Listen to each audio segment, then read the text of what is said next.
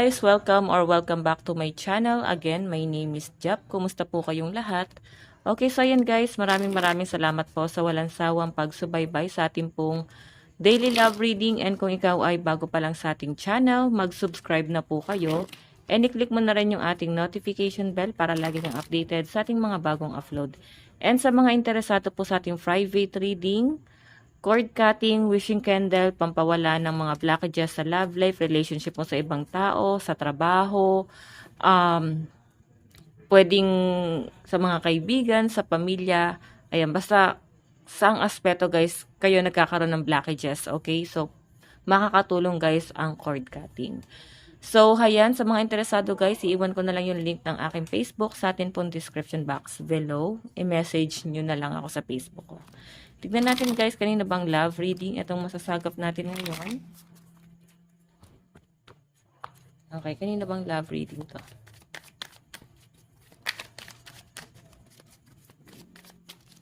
So guys, meron tayong libation.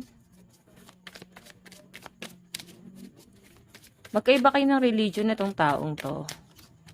Meron tayong love. So, I think sinaswerte ka naman sa relasyon mo sa taong to. Ayan.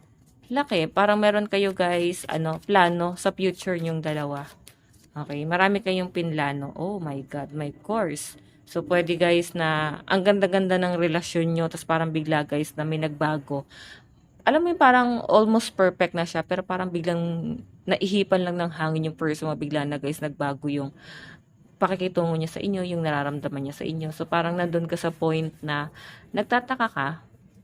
Okay, na parang hindi na siya yung person na nakilala mo. Baka kasi guys, dalawa lang yan. Pwedeng hindi mo pa siya totally kilala or nako-course siya, no? Okay, kung nagkaroon guys ng third party, pwede guys na parang ginamitan ng gayuma ito. Okay, tingnan pa natin. Okay, wait lang guys. Nahulog yung card.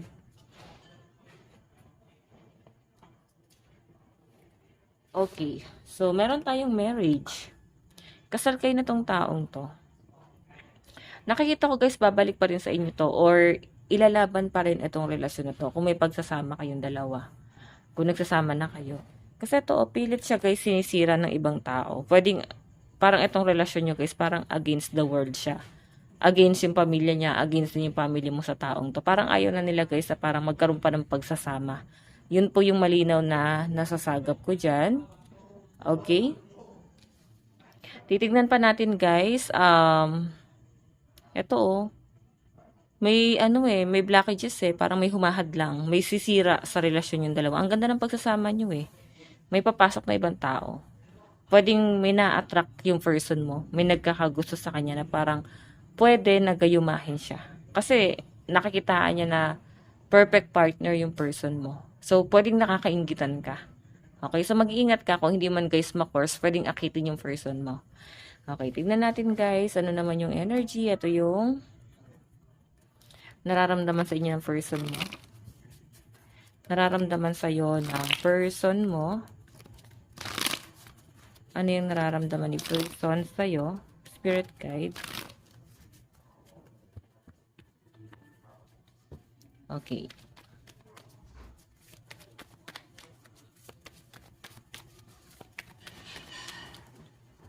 Tingnan natin. Okay. Ito. And ano naman guys ang nararamdaman mo kay person? Nararamdaman mo kay person?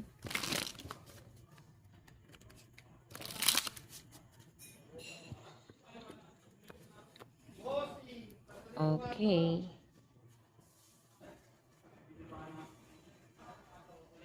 So, tignan natin guys ano ba yung nararamdaman sa inyo ng person mo. Meron tayong temperance. Okay, so guys, ito nakita ko parang nagkakasakit nga talaga tong person na to. Kasi iniisip ka niya dito. Feeling niya guys, nahihirapan siya na ilaban yung relasyon yung dalawa. Kasi pwedeng meron siya guys pinagdadaanan. Nagkakasakit siya. Or pwedeng yun nga guys, ang epekto sa kanya ng gayuma. Okay, pero I think guys, makaka-recover yung person mo. Mag-cleanse ka lang or pwede guys na mag-salt bath ka or at least yung person mo makapag-solve para maiwasan niya guys yung mga negativity na to. Or hindi siya guys tablan. I think mahina yung pananalig ng person mo. Kaya rin siya guys nagkakaganito, no? Kasi mabilis siya guys na na apektuhan. Mabilis siyang ginanahan, na parang gumana agad yung kung ano man yung ginagawa sa kanya. Or madali talaga siya guys matukso. Yung nararamdaman niya sa inyo guys, ayun, nag-aalangan. Okay, tingin sa ini person, meron tayong the high priestess. Ang lakas ng pakiramdam mo. Magaling ka daw guys na stalker. Ganon katignan ng person mo. Okay?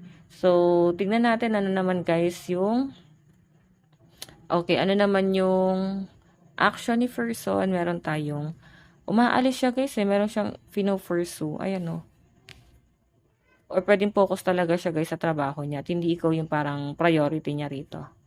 Okay, tignan natin guys ano naman yung overall energy. Meron tayong Queen of Cups. Pero alam niyo guys, mahal kayo ng person na to. Pwedeng gusto niya munang i-improve yung sarili niya. Sa malinaw na pinapakita sa akin, no? Parang gusto niyang i-improve muna yung sarili niya. Then, usog na natin, hindi natin makita, no?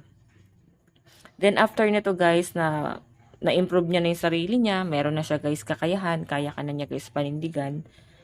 Okay? Kagaya nga sabi ko kanina guys, parang against the world itong relationship na to. So, meron siya guys gustong patunayan. Hindi sa iyo sa ibang tao na minamaliit siya. Okay, tingnan natin guys yung bottom of the deck. Meron tayong, lumayo talaga. Pero sa paglayo niya guys, lagi ka pa rin naiisip na tong taong to. Okay? Ang nakikita niya kasi guys na mas madaming blessing ang lumalapit sa inyo. Mas maraming opportunity ang lumalapit sa inyo guys. Ganun katignan ni person. Okay, so malakas guys ang energy ng mga ear sign, Aquarius, Gemini, Libra, Capricorn, Taurus, Virgo. Ayan, nakikitaan ka ng person mo na mas maraming opportunity lalapit sa inyo kung magi-giveaway siya. Okay, kumbaga hahayaan ka muna niya na tahakin yung landas mo. Hindi ka niya guys pakikialaman. Mararamdaman mo parang hindi na guys siya hindi ka na niya guys masyadong kinokontrol. Parang feeling mo ang cold. So I think guys binibigyan ka ng chance ni person mo na gawin yung mga bagay na gusto mo. Kasi feeling niya, siya hindi niya pa kaya So ikaw kasi may potential ka. Okay? So nararamdaman mo kay person, meron tayong the tower. Ayan may natatapos talaga guys. Or parang feeling nyo guys, siya yung nagiging dahilan kung bakit nasisira yung relasyon nyo. Yun nga, kasi minamanifest siguro siya ng ibang tao, pinagdarasal siya. Kasi may ending dito. Tingin mo sa kanya guys, parang hindi rin magtatagal talaga. Parang pwedeng masira itong relasyon na to. Tingin mo kay person, meron tayong 6 of Swords. Responsible naman siya guys. Nakikita mo naman siya guys na talagang hindi ka iniiwan sa ere ng person mo. Kung nag-giveaway lang talaga siya guys, pwedeng ikaw yung nakakaisip na baka hinihiwalayan ka na niya. Or baka nagiging cold na siya. Or pwedeng umiiwas na siya. Okay, pero sa pinapakita sa akin guys, hindi ka lang niya siguro guys talaga masyadong pinakikialaman sa mga bagay na gusto mong gawin sa buhay mo. So parang hinahayaan ka lang muna niya na i-force yung mga bagay na gusto mo. Okay? So action mo, meron tayong 9 of Cups. Wish card to guys, meron kang pinagdarasal. Okay, meron kang pinagdarasal siguro na gustong mangyari sa connection yung dalawa. Or pwedeng meron kang ibang gusto talagang mangyari. And yun din naman guys yung nararamdaman ng person mo na meron ka talagang gustong mangyari.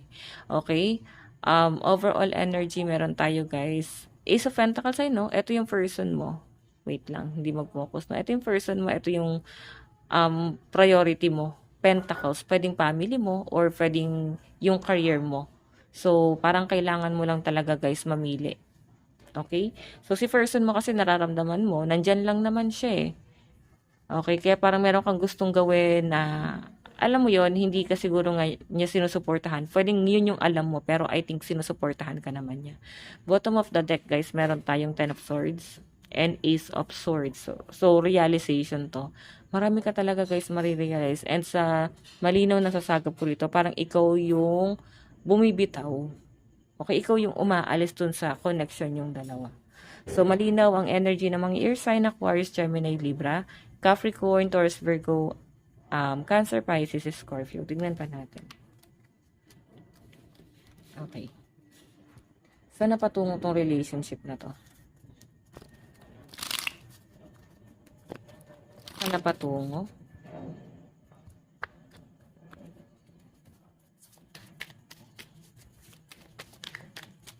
Meron tayong Knight of Pentacles. So, siguro guys, more on ano kasi, yung focus ng energy, pera eh. So, kung nagkakaroon kayo guys ng problema, I think meron pinofurso talaga na ano, passion. Daming tukso, ang daming opportunity na dumarating sa'yo. So, I think, ifo-forso mo muna yon. Si person mo ganun din. Okay, ikaw kasi guys hindi mo hinahanap. Ito siguro guys na nagiging misunderstanding nyo. Pwede ikaw gusto ba mag-abroad? Nagkakaroon kayo ng misunderstanding kasi ayaw nyo nga guys na magkalayo or ayaw mo nang malayo sa kanya. So, ayun na may misunderstanding. Kailangan nyo lang guys pag-usapan kung gusto nyo masettle yung relasyon. Okay, iniisip-isip ka nito, guys, Page of Cups. Oh, the Tower. So, guys, hindi ko nakakitang matutuloy yung hiwalay yung dalawa kahit yun yung iniisip mo. Kasi malino na pinapakita sa akin, guys. Si person, ano siya eh, humahabol siya sa'yo. Hinahabol ka niya. Okay? Meron tayong the Fool, new beginning. So, kung nagkaroon man guys ng hiwalayan, hahabol pa rin sa inyo to guys. Pwedeng mag-iisip lang to. Okay? Kasi parang ano to eh, parang paulit-ulit yung cycle. Maghihiwalay magsasama, tapos di mag-uusap ng ilang araw. Ganun yung nasasagap ko dyan guys. So, ayan, may energy tayo ng fire sign, Aries, Leo, Sagittarius, Capricorn, Taurus, Virgo, Cancer, Pisces, Scorpio. Tingnan natin guys. Love advice. Love advice. Meron tayong trust, 'di ba? Kailangan nyo lang talaga guys ng tiwala kung gusto nyo guys na mag-work itong relasyon yung dalawa. You know, you need to have trust in a relationship in order for it to flourish. Okay, meron tayong learn. So, may mga immature. May mga immature, hindi pa rin guys talaga natututo. Okay? Napaka-immature ng relationship. Ayan o, yun yung nagiging dahilan kung bakit sinusubok yung relasyon nyo, kung bakit ang daming challenge, ang daming obstacle.